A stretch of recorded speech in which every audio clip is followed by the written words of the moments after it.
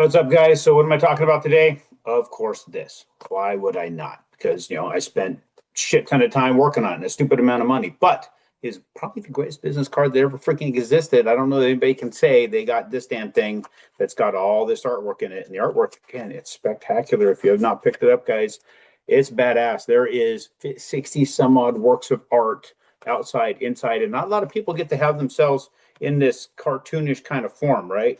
I mean, look at that. There's some cool shit in there. You got to check this stuff out, guys, if you haven't checked it out. And all these pictures have Easter eggs in it of things inside the chapter. So check it out if you haven't got that yet. Also, the audiobook, man, that was a week of gotta be one of the most miserable things I've had to do. That audiobook was tough. It was real tough, but we got it done. Dolph and Robert putting their names into there and doing not only the writing, but then doing the audio. Freaking awesome. Absolutely awesome. So I'm just blessed I get that, and my family gets to carry that. In fact, speaking of family, Scarlett, she's a badass. My niece, she jumped into this. She read the hell out of it. She's got it marked up significantly. When I meet up with her, when I'm in Missouri, she'll quote stuff to me I don't remember writing, which is awesome. Not only she do that, but then she went to her school librarian. I may have talked about this already, but I'm going to say it again. And she convinced them to put this in the library. Now, they were apprehensive at first because of the language that's in there, but she went after it like an attorney, showing them all the different books that they had in there that had the same stuff already in it, or worse. And they took it, ran with it. Now, the thing that I had heard, now this is just what I'm hearing. I got to go check it out for myself when school gets back in session. But she said that her friends are saying they can't ever get their hands on it because they're the two books that I gave the library and signed are always checked out. That's awesome. So, guys, we already know the story of what happened the last chapter with my own mother, how this affected her. That right there, to me, I don't need anything else out of it. But then you get Scarlett saying that it's having an effect on her and her friends and other kids that are reading this. This is something that could, I pray this has some sort of positive influence of people having to take personal control of their life, be very, how would you say this? I know that this accountability, that's what this is extreme accountability is what this book is all about. So yeah, check it out. Take a look at it. There's no punches pulled in this whatsoever.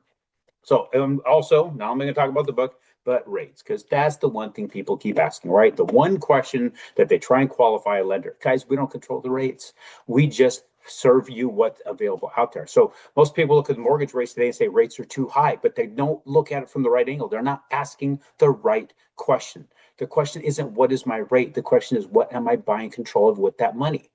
The investor, the trader who's basically buying your payment is what they're getting in return. You are buying control. A mortgage is not a debt, guys. It's a trade, and it's a monster asset for you, the borrower. When you lock in a mortgage, you enter one of the largest financial markets in the world. It's the bond market. That loan becomes an investment for somebody. Your payment becomes somebody else's return.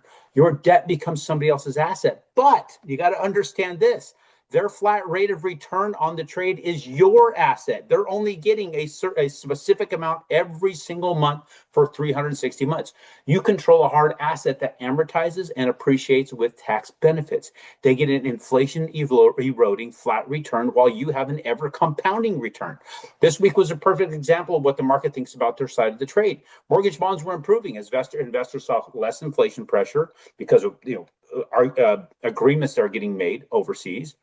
And the money started moving back to safety, right? Pulling out of other markets, going into bonds, that long-term return that they can count on.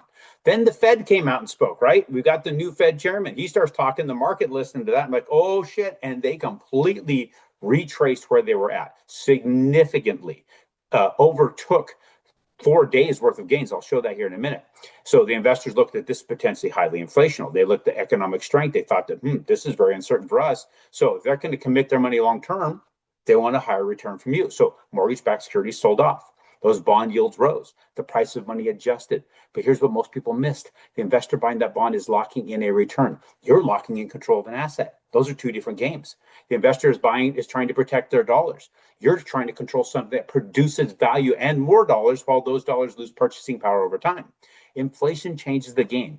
The same dollar used to make a payment 10, 20, 30 years from now historically buys way less than what you borrow today. The reason this hurts, the reason you're thinking about the rate of return, what's my interest rate, is because inflation's eroding our dollar faster than we're making them. That's the problem. We're not able to increase our revenue. Some people are, but most people are not increasing their revenue enough to control that. When you're talking about your job, but a house, the rents increase, the value increases, right? The dollar you're paying it back with decreases. Your tax benefits that come, all these things, right? The appreciation, the amortization of the loan. These things are huge values for you. The wealthy understand this. They don't ask what's my money cost. They ask what does this money allow me to control? Can I control real estate? Can I control income? Can I control appreciating assets? Because waiting for the perfect rate while the value of money changes is still making a decision. You're making a decision to stay out of the market. You're holding dollars that fail to fight inflation. You're literally eroding yourself. This is a system that you need to understand. This is basic red in economics, guys. You need to get with me when you talk about this. So you need to truly understand the market. Let's take a look at this. Let's look at what happened. I'm sitting here spouting off, and I'm not showing you what exactly occurred. So let me share screen here so you can see what we're talking about here. So we saw all the communication about what's going on overseas, about the coming to an agreement in Iran. And you start seeing some improvement. Now, talking about an MOU getting signed. And then Kevin Warsh comes out and says, we're not going to be as transparent as we used to be. Bam. Major attack on the bonds, a lot of sell-off. But then more information came out about the trade, saying, "Oh, we might get control of these of the inflation of energy." So it's starting to return again. But look also what's interesting. Look at this. Where did they stop? All that good news stopped us at par 55. Where did the bad news trade? Or it was good news in the morning before Kevin Warsh started talking, but it hit same spot and then retreated, and we're to retreat to another line we had drawn to support. So these technical lines do have some sort of say in what traders are going to do, because they believe these are the spots where others might jump in and put like a bid order in, right? Or a sell order, one of the others. So we're going to have sell orders usually placed here, buys placed here. This is where we're sitting at, Red. That's why we have these stops. And I've been mapping these stops out over years so I can understand them. So understand what's happening in the trade. Understand that you're the winner here. It doesn't matter what the damn rate is, because you're getting an asset and paying it back with devaluing instrument like the US dollar. You just need to quit jerking off and make one of these trades. Appreciate you guys.